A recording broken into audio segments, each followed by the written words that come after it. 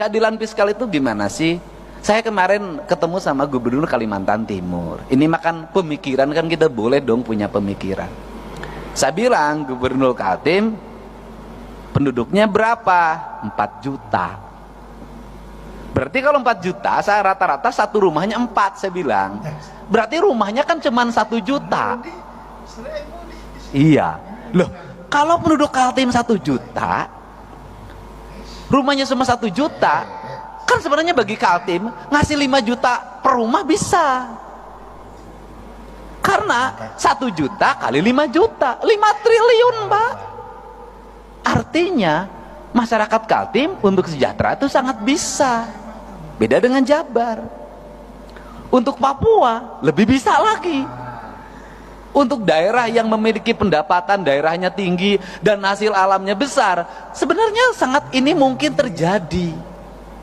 Nah, apa sih yang terjadi hari ini adalah pola pengelolaan keuangan yang tersentral. Nah, problemnya di mana? Ini saya ngomong Jakarta. Jakarta ini, Pak, penduduknya di bawah 10 juta. APBD-nya 90 triliun. Kalau di Jakarta itu dari 10 juta ada 2 juta kepala keluarga, itu orang Jakarta bisa digaji per kepala keluarga 10 juta. Kenapa? Karena 10 juta dikali 2 juta hanya 20 triliun. Kalau saya gubernurnya bagi. Beda kalau Jabar 50 juta. Nah, untuk itu apa sih yang mesti kita lakukan hari ini? Mari kita bersama-sama melakukan telaah terhadap ini semua untuk kepentingan bangsa. Agar apa? Agar ke depan bangsa kita terus mengalami peningkatan sumber daya manusia. Artinya bahwa sumber daya pendidikannya meningkat, sumber daya ekonominya meningkat, kesejahteraan meningkat. Maka saya selalu berfokus pada keadilan fiskal. Keadilan fiskal saya selalu berfokus pada ketika jadi pemimpin, itu saya selalu punya angan-angan dan punya harapan. Bagaimana punya angan harapan itu adalah pembangunan harus diselesaikan dalam waktu cepat. Setelah itu berarah pada investasi. Nggak bisa pembangunan gini-gini terus.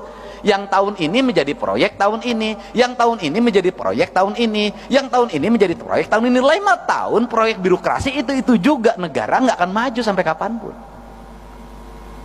Tetapi yang harus dilakukan adalah apa yang kita selesaikan dalam waktu 1 tahun, apa yang waktu 2 tahun, apa yang waktu 3 tahun, apa yang waktu 4 tahun, apa yang waktu 5 tahun. Ini semuanya tidak boleh berulang. Pekerjaan kemarin harus tidak boleh dikerjakan hari ini lagi. Kenapa? Pembangunnya ke depan. Tujuannya untuk apa? Agar fiskal ini, fiskal yang tahun kemarin itu tidak digunakan untuk tahun ini. Dan negara sudah mulai berpikir untuk membangun kemandirian. Saya itu sudah punya rumusan, mudah-mudahan ini bisa dilakukan di Jawa Barat, adalah misalnya begini, desa itu berapa sih penduduknya di desa itu, di desa itu ada potensi apa, anggaran pembangunan desa itu harus segera dibikin skala prioritas, ditambah plus kabupaten, ditambah subsidi dari pemerintah provinsi, ditambah pusat, fokusnya di desa. Kalau di desa itu ada 7 RW, dibagi saja sebenarnya, RW ini bagian desa, RW ini bagian kabupaten, RW ini bagian provinsi, RW ini bagian pusat. Jadi membangun desa paripurna itu bisa selesai dalam waktu 2 tahun. Tahun ketiganya itu anggaran sudah mulai diarahkan, bukan untuk itu lagi, untuk kesejahteraan publiknya, jaminan